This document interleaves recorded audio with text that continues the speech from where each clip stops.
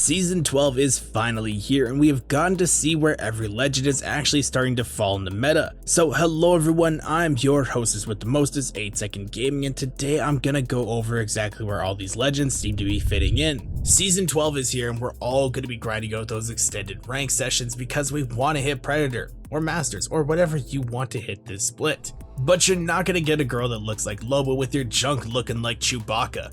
With that being said though, you guys need to click the link in the description right now and check out our brand new partner, Manscaped. Manscaped sent our entire team their Performance Package 4.0, and I gotta say it's very good. Now, even though I'm an Apex Predator, contrary to popular belief, I do take showers. And with their Lawnmower 4.0 being waterproof, I can take it in there and not have to worry about the bathroom floor mess. On top of that, I have the ball deodorant and the ball toner to keep my junk looking amazing. Just like I support my team in Apex, I support my junk just as hard. Watching GameLeap steps up your Apex game, but using Manscaped steps up your bedroom game. If you guys want to get a package of your own, click the link in the description, use code HOSTESS at checkout for 20% off and free shipping. So go do that right now.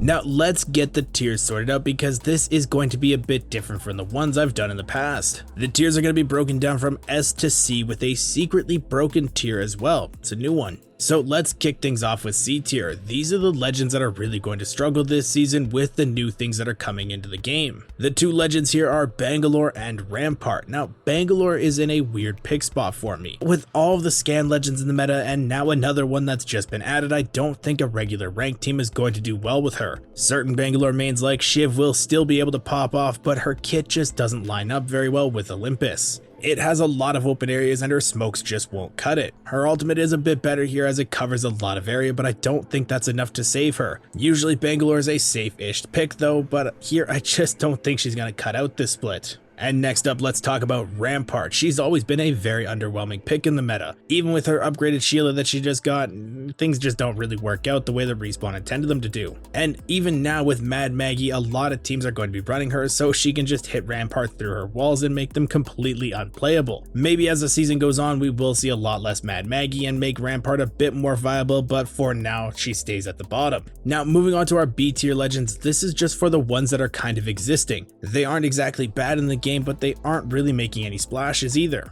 The legends taking spots here are Seer, Fuse, Lifeline, Mirage, Watson, Pathfinder, and Crypto. When Seer first came into the game, he was insane and everyone was picking him. Now he's not as good and isn't the go-to pick for a scan legend. Seer's scans can offer a ton of information, but they aren't as easy to hit, so he drops down to here. Because if you miss a tunnel, you lose a lot of information, whereas a character like Bloodhound can't really miss a scan. So Seer finds himself just in the game currently, chilling out in the B tier. Next up we have Fuse. Now Fuse did see some buffs recently that upgraded him in the meta. He is actually able to do his job now of denying teams area to play and causing chaos. He actually has seen a lot of play in ALGS, a lot more than certain legends have, but he still isn't super scary or really needed on a team, so he's a viable pick but not one you seek out, making him a solid B tier legend. Now for Lifeline, she's in a very weird spot currently. The game is in a very third-party heavy meta, and that's no surprise to anyone I don't think. So it makes sense to have a legend that can revive her team while still being able to fight, right? No, not really. Lifeline just lacks some things to make her that amazing character she could be. I think if they changed her ultimate around a little bit and made it just slightly better in a few ways, she could see a lot more playtime. But until then, you're really just better off playing Gibraltar. He's a lot better at fending off third parties. Now for the one that people always seem to be upset over, Mirage. Mirage is a mid legend. He has nothing amazing about him, I'm sorry to break it to you. His kit is easily trackable and can make for some really simple kills as long as you know what you're looking for. I do know that some Mirage players can pop off and do well, but that's more their aim and game sense carrying him, not really the legend's abilities. Unless he gets a huge buff, he will forever be a B tier legend. I'm almost tempted to put him C tier even. Next up we have my homegirl Watson, the French fencer. I love Watson. I used to play her a ton in scrims and even ALGS and really wish she was a lot better in the meta. But her kit currently just doesn't really cut it. She isn't as good as Caustic, and you're not gonna run 2 defensive legends, so she can't really take a spot any higher. Maybe with the new rank changes and them placing a lot more emphasis on top 5, she might see a little bit of play, but even then you're still probably gonna go with Caustic, so it breaks my heart, but Watson is staying in B tier. Now the last legend in B tier is Crypto. He did see some buffs at the start of the season, and everyone, including myself, thought he was going to be a lot better than he actually is. After seeing the changes in game, I have to tell you I was severely let down. The drone barely moves when you throw it out initially. It's not nearly far enough to throw it up to set up for an EMP remotely. With this, Crypto mains will still see themselves running into the same issues they were before, and they will struggle in solo queue. If you really want to main Crypto, my advice is to get a team and build a comp around that way he's actually pretty good. Now let's move on to our A tier legends. These are the ones who will fill any squad, no problem, but they aren't overpowered or anything like that. They are good but missing one key aspect, keeping them in A tier. These are Mad Maggie, Caustic, Horizon, Loba, and Octane. Mad Maggie is actually a ton of fun to play. I was loving the few games that I got to play on her, and she's going to shake up the meta in a few different ways. She isn't nearly broken at all, but her tactical and ultimate are going to allow for some very good cleanup kills without having to overcommit. She basically has a free, better, more versatile thermite grenade. Her passive is also very handy for bubble fights and tracking down low health enemies to finish off with the riot drill. She's not broken enough to be S tier though, so in A tier she goes. Next up, Caustic. Caustic did see some changes at the start of the season. A lot of people thought they were gonna be nerfs, but they really weren't. His traps can now be broken after they go off, but with a health pool of 150, it's not really that bad. It takes a lot of time and effort to kill them in a fight, and then even then the gas lingers in the air, continuing to deny area. Caustic will still be the go-to defensive legend this season. He's still very strong. Caustic mains, you don't really have anything to worry about. Now for Horizon, I don't have much to say about her. She's still very strong and can allow for some very interesting playstyles, especially on Olympus. She's extremely versatile. Horizon mains will continue to be a solid pick in the meta, and that's all really I have to say about her. She hasn't changed much, she's just a solid pick. She's very versatile, very offensive, very good. But she's not broken enough to be S tier. She's really just kind of lacking a few things on her gravity lift, but that's about it.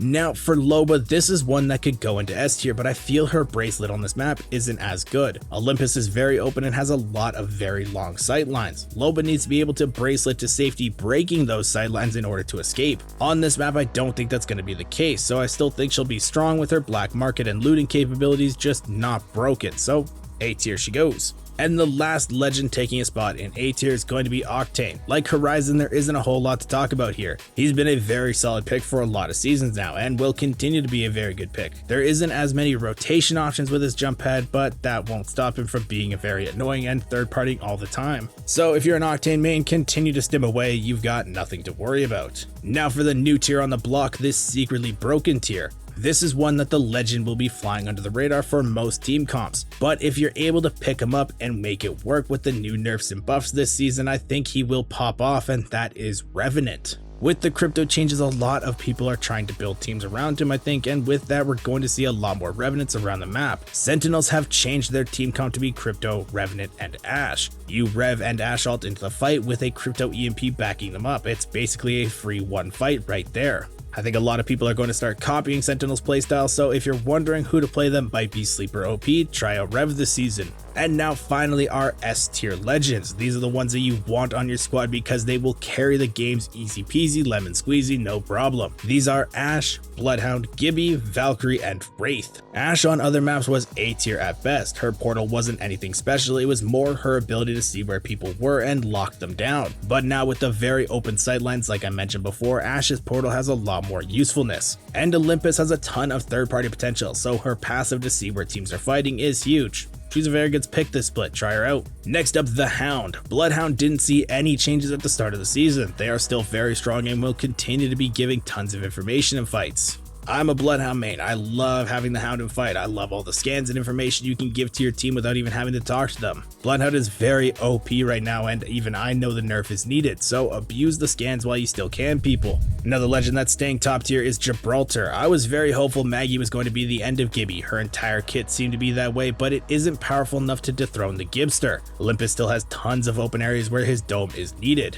Crypto and Maggie won't stop him from being a top tier pick, sadly, so we go another split with him in S tier. Another legend that is still huge in the meta is Valkyrie. She also did not receive any changes this season, no ult cooldown or anything, so her rotation and flexibility options that teams can get from her is second to none. If you're finding yourself getting caught in zone, extending fights way too often, try picking up Valkyrie and those issues will start to go away because you can just ult to zone, you're fine. And to top things all off, we have Wraith. Wraith is still the queen of Apex and will still be holding strong to a top tier spot. Her portal and ability to entry frag for teams is amazing. Olympus has a ton of weird zones that you need to portal dance with, so Ashe wouldn't work with that way, but it's keeping Wraith up here. So we're seeing a lot of legends keep their spots in S tier, but as the meta continues to grow, change, or shift as it always does, we will be keeping these lists up to date. So if you want to never miss another GameLeap video, make sure to smash that sub button and ring the bell. Thank you all for watching. Once again, I'm 8 Second Gaming, and I will see you in the next one.